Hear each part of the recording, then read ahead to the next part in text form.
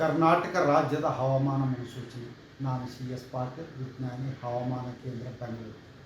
ನಾನು ಮುಂದಿನ 7 ದಿನಗಳವರೆಗೆ ಕರ್ನಾಟಕ ರಾಜ್ಯದ ಹವಾಮಾನದ ಮುನ್ಸೂಚನೆಯನ್ನು ಸಂಕ್ಷಿಪ್ತವಾಗಿ ವಿವರಿಸುತ್ತೇನೆ. ಇಂದು ಕರಾವಳಿ, ಉತ್ತರ ಹಾಗೂ ದಕ್ಷಿಣ ಒಳನಾಡಿನಲ್ಲಿ ವ್ಯಾಪಕವಾಗಿ ಮಳೆಯಾಗಿದೆ.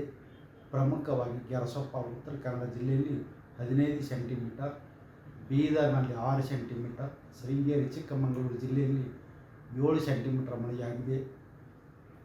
ಈಗಿರುವ ಹವಾಮಾನದ ಸಿನಾಪ್ಟಿಕ್ ಸ್ಥಿತಿ ಏನೆಂದರೆ, ಪೂರ್ವ ಅರಬ್ಬಿ ಸಮುದ್ರದ ಮಹಾರಾಷ್ಟ್ರ, ಕರ್ನಾಟಕ ಹಾಗೂ ಕೇರಳದ ಕರಾವಳಿಯ ತೀರದಲ್ಲಿ ಟ್ರಫ್ ಇದೆ.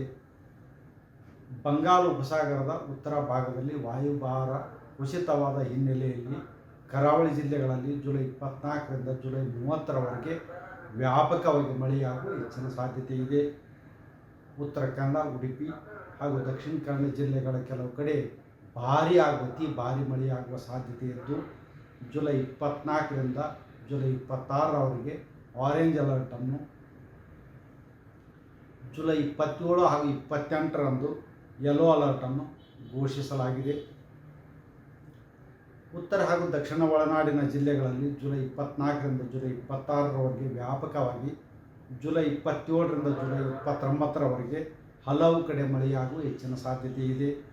ಶಿವಮೊಗ್ಗ, ಚಿಕ್ಕಮಗಳೂರು ಹಾಗೂ ಕೊಡಗು ಜಿಲ್ಲೆಗಳ ಕೆಲವು ಕಡೆ ಭಾರೀ ಹಾಗೂ ಅತಿ ಭಾರೀ ಮಳೆಯಾಗುವ ಸಾಧ್ಯತೆ ಇದ್ದು, ಜುಲೈ 24ರಿಂದ ಜುಲೈ 26ರವರೆಗೆ ಆರೆಂಜ್ ಅಲರ್ಟನ್ನು, ಜುಲೈ 27ರಂದು ಯೆಲ್ಲೋ ಅಲರ್ಟನ್ನು ಕೊಡಲಾಗಿದೆ. ಬೆಳಗಾವಿ, ಧಾರವಾಡ, ಬೀದರು, ಕಲಬುರಗಿ ಹಾಗೂ ಯಾದಗಿರಿ ಜಿಲ್ಲೆಗಳ ಕೆಲವು ಕಡೆ ಭಾರೀ ಮಳೆಯಾಗುವ ಸಾಧ್ಯತೆ ಇದ್ದು, ಜುಲೈ 24 ಹಾಗೂ ಜುಲೈ 25ರಂದು ಯೆಲ್ಲೋ ಅಲರ್ಟನ್ನು ಘೋಷಿಸಲಾಗಿದೆ. ಬೆಂಗಳೂರಿನಲ್ಲಿ ಜುಲೈ 24ರಿಂದ ಜುಲೈ 28ರವರೆಗೆ ಹಗುರದಿಂದ ಸಾಧಾರಣವಾಗಿ ಮಳೆಯಾಗುವ ಹೆಚ್ಚಿನ ಸಾಧ್ಯತೆ ಇದೆ. ನಾನು 86 kg ಇದ್ದವಳು 71 kg ಬಂದಿದ್ದೀನಿ. ವಯಸ್ಸಾದ್ಮೇಲೆ ಸ್ಮಾರ್ಟ್ ಆಗಿ ಕಾಣ್ತೀರಂದ್ರೆ ಜಿನ್ನಿ. 126 kg ವೇಟ್ ಇದ್ದು ನಾವು ಈಗ 114 kg ಲೆಕ್ಕ ಬಂದಿದ್ದೀವಿ. ಯಾವುದೇ ಸೈಡ್ ಎಫೆಕ್ಟ್ ಆಗಿಲ್ಲ. 84ರಿಂದ 50 kg ಬಂದೆ. ಆಮೇಲೆ ಸಣ್ಣಗೆ ಫಿಟ್ ಆಗಿದ್ದೀನಿ. ಅದಕ್ಕೆ ನಾನು ಯೂಸ್ ಮಾಡ್ತಾ ಇರೋದು ಜೀನಿ ಸ್ಲಿಮ್. 84ರಿಂದ 50 kg ಬಂದೆ. ಆಮೇಲೆ ಸಣ್ಣಗೆ ಫಿಟ್ ಆಗಿದ್ದೀನಿ. ಅದಕ್ಕೆ ನಾನು ಯೂಸ್ ಮಾಡ್ತಾ ಇರೋದು ಜೀನಿ ಸ್ಲಿಮ್. ಸಣ್ಣ ಆಗಕ್ಕೆ ಜೀನಿ ಸ್ಲಿಮ್ ಯೂಸ್ ಮಾಡದೆ ಹೆಲ್ದಿನೂ ಅದೇ. ನೀವು ಸಣ್ಣ ಆಗಬೇಕಾ, ಹೆಲ್ದಿ ಆಗಬೇಕಾ?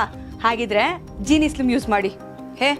ಸಣ್ಣ ಆಗೋದಕ್ಕೆ ಯಾವುದೋ ಪ್ರಾಡಕ್ಟ್ ಹೇಳ್ತಾ ಇದ್ದಾಳೆ, ಏನಾದರೂ ಸೈಡ್ ಎಫೆಕ್ಟ್ಸ್ ಇದೆ ಅಂತ ಯೋಚನೆ ಮಾಡ್ತಾ ಇದ್ದೀರಾ?